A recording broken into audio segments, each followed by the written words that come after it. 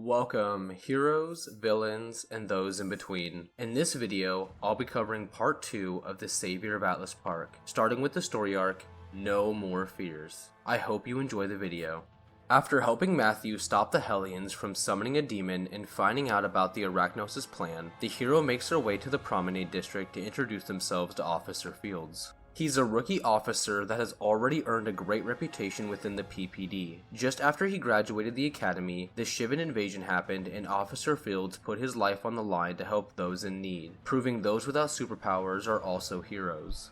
He is now assigned to the Promenade District within Atlas Park and does whatever he can to keep the people of Paragon safe. The hero greets Officer Fields, who thanks them for their service as he had heard about what they had done with Matthew, and believes the hero can help him with an ongoing murder case.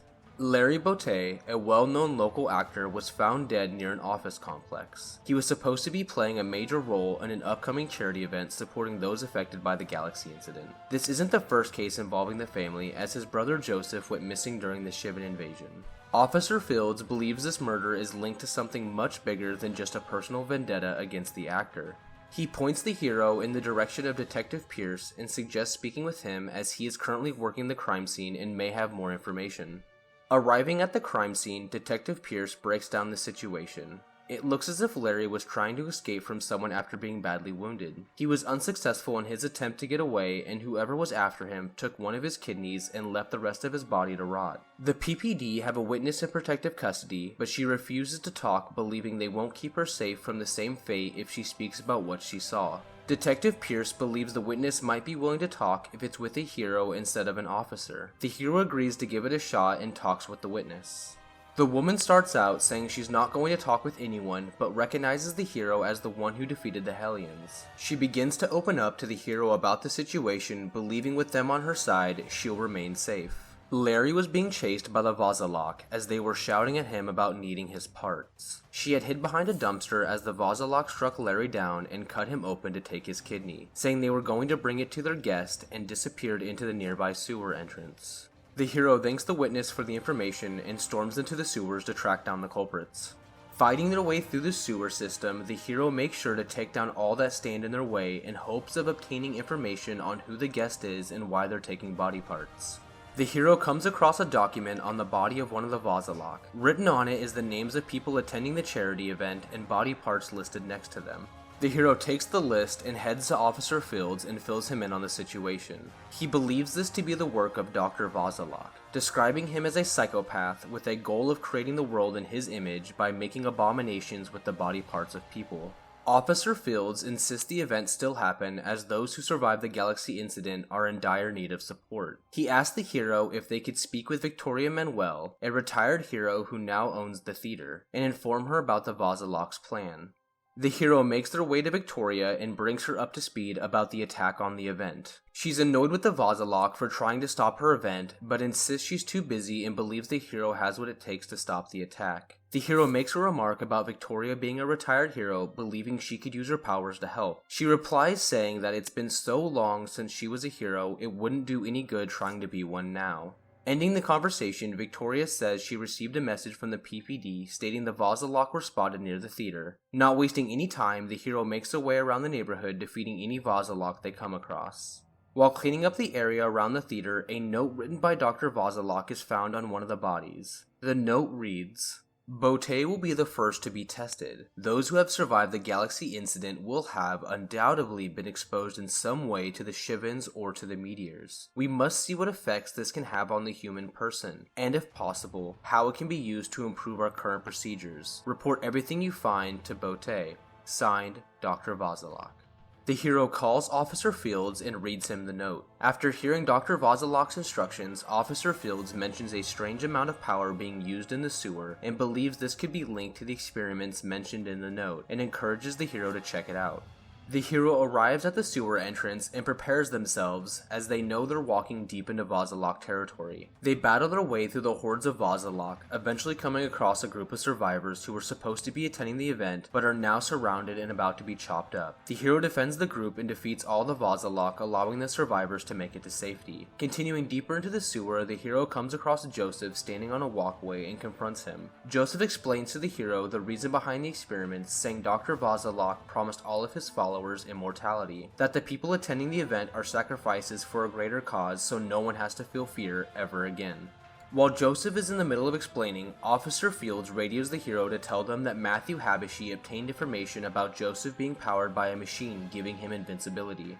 The hero spots the machine and begins to destroy it. Joseph attacks but fails to stop the hero and is met with defeat as the machine was destroyed, leaving him vulnerable. The hero takes Joseph into custody and hands him to the PPD. With the case solved, the hero meets with Officer Fields, who informs them Victoria was able to go forward with the event, and also adds that it's always good having a superpowered ally on his side. This ends Officer Fields' story arc, No More Fear. But it's not the end of the video, as now it's time to go over Sandra Costell's story arc, Lay Down Your Burdens. If the hero doesn't take Officer Fields as their next contact after Matthew Habashi, they are instead introduced to Sandra Costell, a survivor of the Shivan invasion who was a doctor at Galaxy City's Cygnus Medical Center. Now she's located in Hyperion Way helping those in need. The hero introduces themselves to Sandra, who informs the hero of a nearby riot happening in the district due to supplies for refugees being stolen by the Skulls. A hero known as Ice Drone is using his position to incite the people, encouraging they riot against the government as he blames them for the mishandling of the supplies. Sandra asks if the hero could reason with Ice Drone to have him stop inciting the riots, and instead uses powers to help find out who's really behind this. The hero agrees and confronts Ice Drone about him using his position to push an agenda instead of actually helping the civilians by finding the culprits. Ice Drone responds saying heroes can't always step in to make things right. The government needs to take accountability instead of leaving heroes to clean up their mess.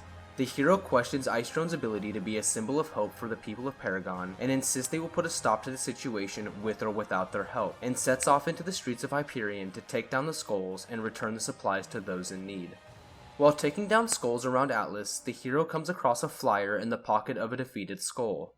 PPD and Longbow can't protect you. People are dying left and right, and you can't even get yourself some food. People say the Skulls are monsters, but we're a family, and we take care of our own. If you all want someone to take care of you, give you shelter, the Skulls are it. Don't let those tight-wearing supers tell you differently.